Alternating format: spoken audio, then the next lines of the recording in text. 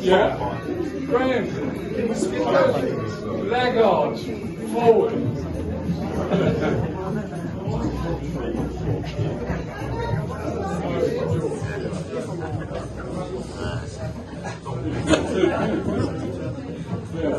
Okay, that's as focused as we're getting there. So, welcome. I am, unfortunately, Alex's publisher. And I know that... Your big break. I know that most yes, this could transform us up or down. So we got introduced at the Contemporary Art Fair last year, and I think I probably said to somebody that I could see when who's the head of Artlist, was walking over with Alex.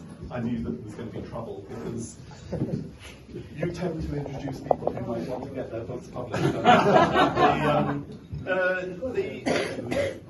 The thing about Alex, I mean, most people here know Alex, so you know that he's incredible attention to detail, obsessive attention to detail, I think one might say. And the biggest problem we had, strangely, because it doesn't really happen when you're publishing a book, is the work that we had to do on the cover. So I know that you can't all see the screen, but you can see some of the artwork that we had to put together. So I think we went through 18 iterations of emails to correct the... Yes, but it always stuck to the same... So Alex thought of the idea, and then we had Dean Stockton, our illustrator, sort of cleaned it up. But the thing is that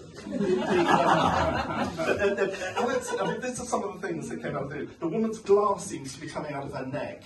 Yeah. Yeah. And then we had the subtitle. You use the word tad a lot.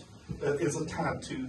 The title is tad too close to the thing. You had my name is a tad too large. There's something not quite right about the floor tiles. Remember that? It's called having a graphic art. It's having a graphic art. And then the You're biggest such an architect. The biggest argument was about the urinal, which is Marcel Duchamp's which you wanted larger and then smaller and then larger again. Well, for certain people, you know. Okay, so we don't want to dwell too much on the back cover, but I do want to show you, we spent a lot of time trying to choose which picture. So I know that Alex was really enthusiastic to have the cheery one at the top, but I just thought he was on day release from hospital. You didn't quite have I think if you're going to... Which one is Rupert Murdoch? You've got to look as if you were born to do it. So, but everything... everything worked out well. I mean, what else have we got that I was going to show you? Well, I was going to hand over to Paul. Paul is the chap that I've just said that introduced us. So, a few words, Paul.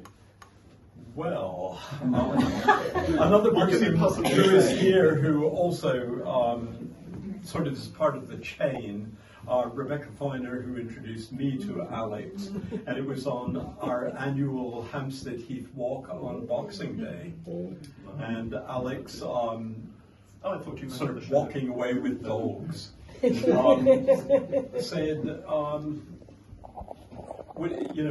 could I write for Artlist? And he has a very good background in architecture, and it just seemed sensible, because he was writing to Artlist, for me to introduce him to Julian, because he said he had a novel in the works. Yes, thank you very much for So that. that's my job. That was my job. And it's all thanks to Rebecca too. Where are you, Rebecca? There you go. There you go. Without yes. And here we go. It's all Say a few words, Alex. All right. Okay. Well, In a South African accent. no. Because I think a lot of people here won't fully No, look, understand.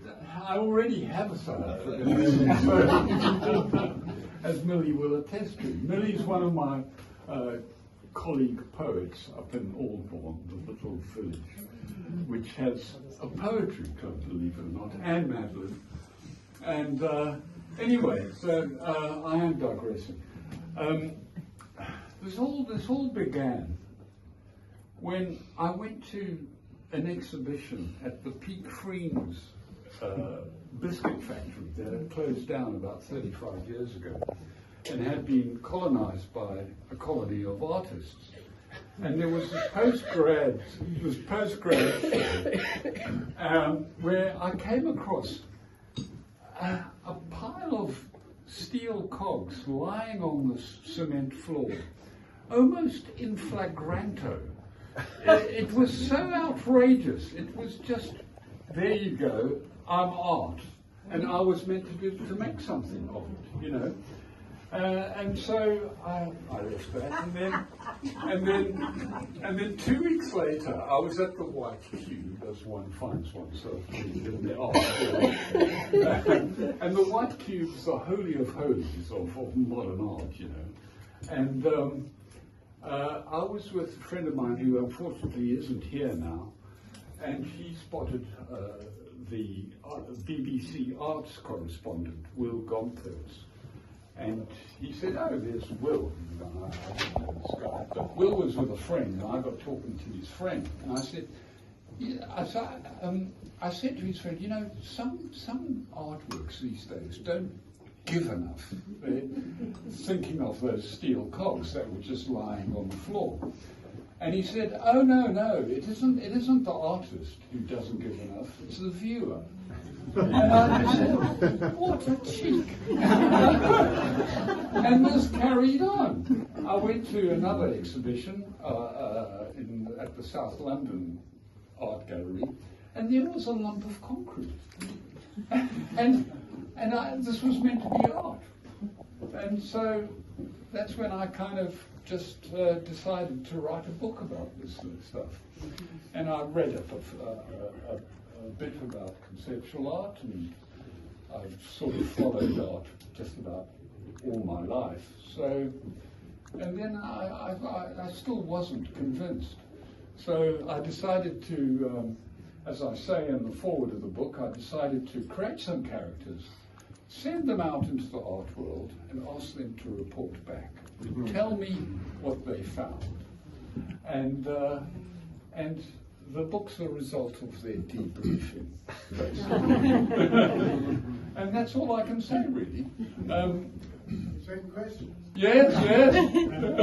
What made you write fiction rather than do it as a piece of